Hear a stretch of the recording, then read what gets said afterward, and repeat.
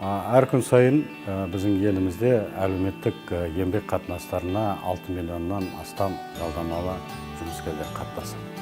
Ал енді сол әлеуметтік еңбек қатынастарының жағдайы, оның қай жағдайда болуы, қалыпты болуында, оның тепе-теңдік болуында, оның дамуы көптеген жағдайда еліміздің дамуына, оның ішінде экономикалық дамуына, тіпті қалды қоғамдық саяси дамуына өз әсерін тигізеді.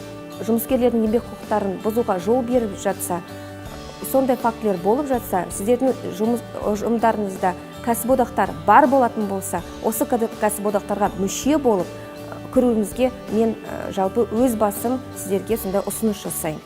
Егер де кәсіподақ болмаған жағдайда, бұл кәсіподақты құруға сіздер атсалысуларыңыз керек, себебі барлық ұжым болып еңбек құқықтарын қорғауға жаңағы іс-әрекет жасауымыз керек.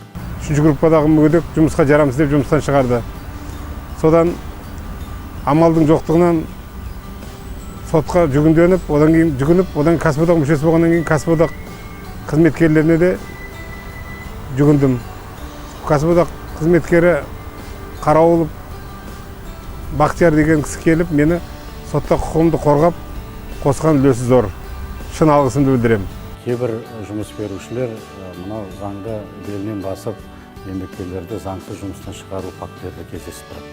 Ол үшін енді бізде еңбек кодексінде тікелей жазылған, мынау соттың алдында осы мәселелерді реттейтін ол келісім комиссиясы.